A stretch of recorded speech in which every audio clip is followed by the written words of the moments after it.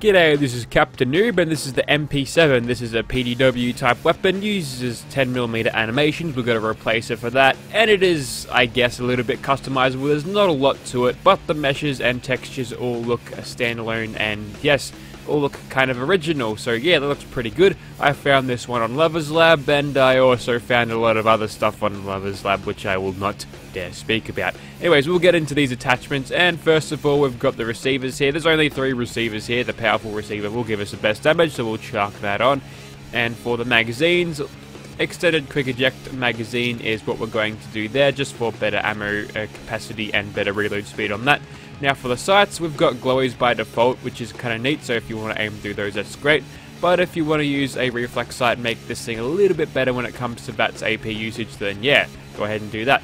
Now for the muzzle attachments, this suppressor is sort of there, and I couldn't spawn in one with console commands that didn't have a suppressor, and it doesn't give you the option of having no muzzle here, so somebody didn't put in there can have no muzzle keyword on their weapon. Naughty. Anyways, we'll move on from that. You can chuck a flashlight on it, which I'm missing a light bulb now, which I can't do. But I'd like to point out how the value of this skyrockets to a lot. You can probably sell this and you buy a house in the wasteland. You could probably pretty much buy the Enclave if you had a pocket full of these. Anyways, and it's also got a legendary effect on it if you feel like it. We'll get this flashlight attached with grabbing a bulb of a light bulb, and then we'll get into Gunner's Plaza. Okay, so here we are in Gunner's Plaza with our MP7 there. We'll be using the War Daddy animation 10mm replacer there, so it's going to be nice and fresh using this thing rather than using the basic 10mm animations. Now this thing is, it's creating the Institute pistol effect in your face there, and I say pistol because you're holding it like a pistol. It seems very big in first person, and when you go into third person, maybe this big one here was taken from the breeding grounds of the MP7s and it was actually the alpha male, because bloody hell, that's a big boy. I don't think MP7s are that big, but yeah, you could probably scale that down a little bit. I think that would be fine. There's the reload animation there, you've already seen it, and also there's the flashlight. We won't need that quite yet because we can go ahead and sneak attack crit these guys, and it should be a little bit more tame than most weapons with the sneak attack crit because it does have a relatively low base damage to some of the weapons I'm used to, and I'm guessing its damage over range isn't going to be quite as impressive as your standard rifle type weapon. So we'll just kick along that little bin there and see if we can't get as many kills as we can with sneak attack criticals.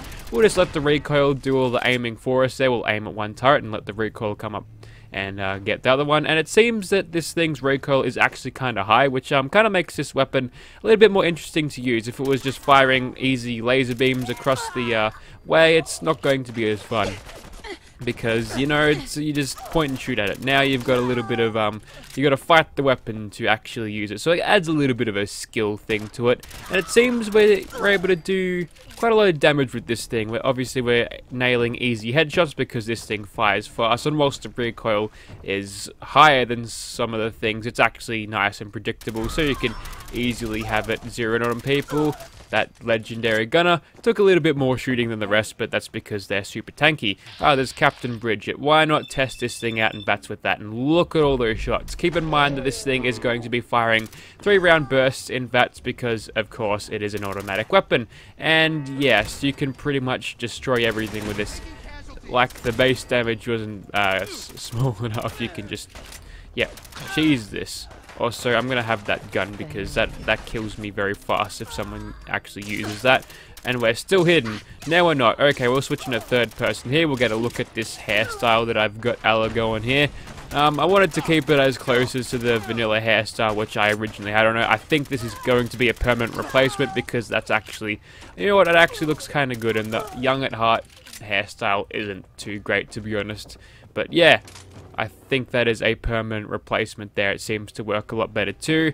And we'll move on to whoever is in here. Usually a melee gunner. Look at you with... I'm going to shoot this thing in it. That was anticlimactic. I was expecting you to sort of fall over in a ragdoll from it or something, but nope. Not in this run of Gunner's Plaza, so we'll quickly stumble to get over those things, and I'm pretty sure we can just go ahead and crouch around this corner, get back into caution, and sneak attack crit away. Let's go ahead and hip fire this thing a little bit. In fact, we hit that person so hard that the frame rate dropped for a second, so I'm not sure what that's all about. Yes, don't have to get a whole lot of shots on these guys to actually kill them, so the rate of fire does help you out with just, you know, spamming lead down range that you'd actually get hits. So yeah, a pretty decent weapon. I wasn't actually expecting it to do that well, although infused with sneak attack criticals with a suppressor, any weapon is going to do well pretty much. But there you have it. That was a giant ass MP7 in Gunner's Plaza there. I'm pretty happy with it. Pretty good weapon so far. We'll move on to something else. Okay, so I'm going to run the Scrapyard Gauntlet again, and hopefully Gerald over there doesn't mess with these gunners too much, because I kind of want to start off with those guys, and if I can stand to not aggro Gerald over there, then I think we're going pretty good.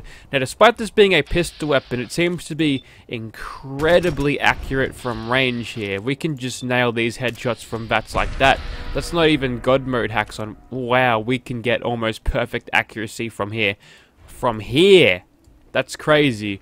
Okay, well, I guess that's giving this weapon a little bit more range than I'd expect it to have. So, yeah, maybe that's why. Maybe we can actually fire this thing at a you know, a good distance and not have to yeah, worry about the damage dropping off too much. There's a bunch of raiders over there. Since I can't be bothered walking over there, we'll just use our pocket auto sniper rifle with a reflex sight to take them out from range, although those other ones are behind cover, so we might as well finish those guys off. These ones are just basic raiders.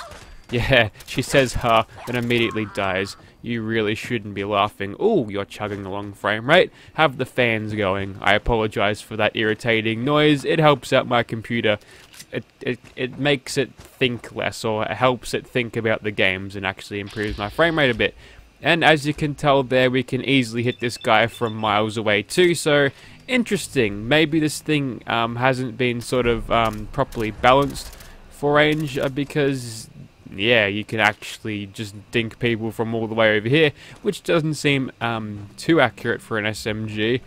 I guess maybe if this is like using super depleted uranium rounds that are penetrating and hold their damage for a long... No, I'm talking shit.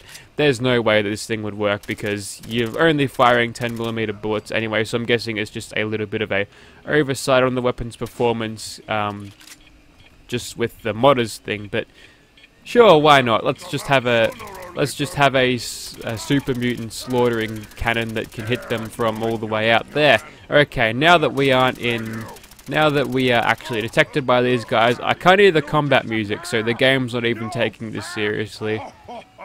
Wow, they decided to lose me there. And there's so many super mutants talking that I can't even hear myself think. Where is this dude? Okay. See, when I talk about tankiness in Fallout 4, it happens to you as much as it happens to enemies. I was right next to that guy when the nuclear explosion went off, and look how much that did to my health bar. Bugger all. So, yeah, playing this game at later levels is basically playing it on easy mode, so we'll go for a crit all the way across here. Will we get that sneak attack crit? Well, we did, but those two bullets decided not to hit instead, which is kind of annoying, but whatever. And again, we'll just be lazy and shoot people across the map, because this weapon will just allow us to do that, which is bizarre. It looks like this thing doesn't work too well with Penetrator though. I'm seeming to get the first bullet of the burst through just fine, but the follow-up bullets seem to crash into whatever collision barrier is there. I've never had that problem with automatic weapons in the past, so maybe it's another quirk of this weapon.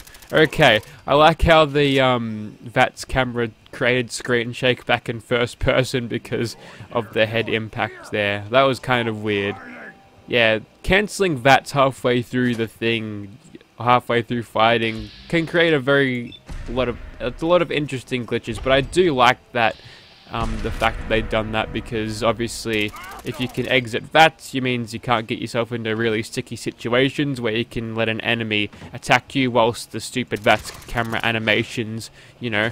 Well, he actually tried to bite me from up there. I don't think he has a verticality check on his biting, but yeah, just when you're vulnerable between VATS shots and the pausing there, it's good to just cancel out of those sometimes, because yeah, it leaves you less vulnerable. So we'll go ahead and take out this dude from here. 337 damage. If I could keep this weapon actually tamed, we can stack that damage so very easily there. So it's Yeah, this thing's a good gun. I didn't even expect it to perform this well, but infused with all of the sneak attack criticals in the world, and we're finally detected, by the way. So you know what? Let's just grind some criticals up whilst I throw away my friggin' phone because it was vibrating. Don't want that interrupting my videos. Good thing that is a gameplay element in Fallout 4 where the game pretty much plays itself. So that allowed me just to quickly do that. I think we got all of our crits back. Now, I'm pretty sure this would be the place to be against Gerald here, because unlike Swan, I don't think he can throw rocks. See, he's booking it. He's realized, or his AI's pathing has realized that, hey, you can't attack this person. And I like how the super mutants start shooting at me, and it's sort of a blind fire thing, because I went into caution for a second, so they were just having a guess to where I was, which was actually kind of close to the mark. This is only shooting at me with a minigun, so we can pretty much laugh at his face. You get more damage if you ran up and slapped me. Run up and backhand me for 5+ damage than you get for a friggin' minigun. God, miniguns are terrible. I'm gonna shoot it just because I hate it so much. Okay, I'm gonna calm down a bit, and we'll bust a crit in his face there. 217 for the crit damage, and again, the VATS burst there. 600 damage, a little bit more there, like 750 damage, I suppose, if my calculations are correct. That is absolutely destroying him, although he's got a lengthy health bar, so we should probably, you know, take him out like that.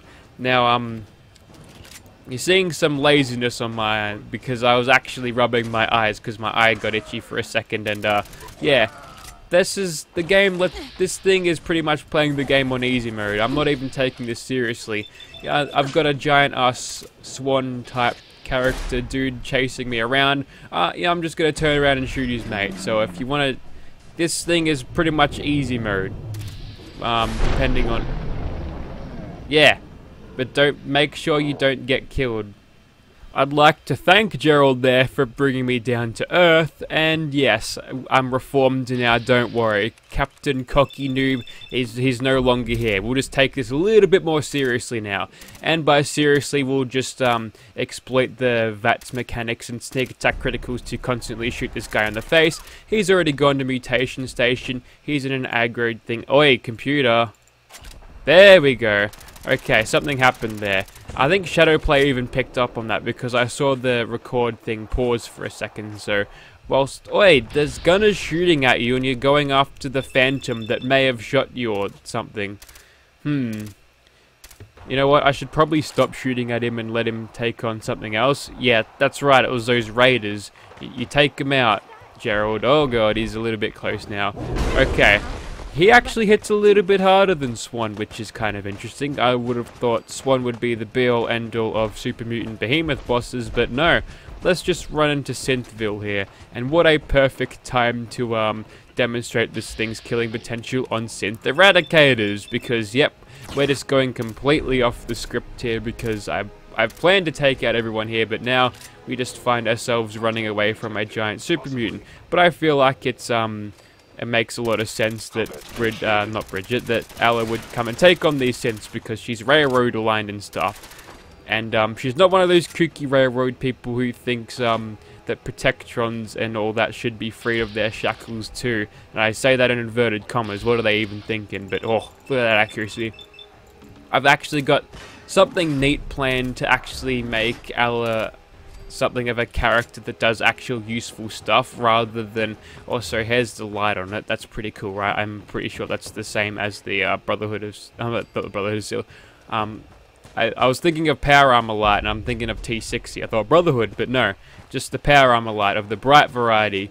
So yeah, that's kind of cool. But yeah, I want to actually make her useful in a way, so I'm gonna give her a job within the railroad that actually sounds like it's kind of cool and badass, and hopefully it'll work. But it's all in the very low planning stages there. So with more sneak attack criticals, we finished off Gerald there and got our sweet revenge, and we found a very cool noise when killing that super mutant. Some people think that's sex noise. No, that's just Courtney Taylor just doing something into the mic, alright?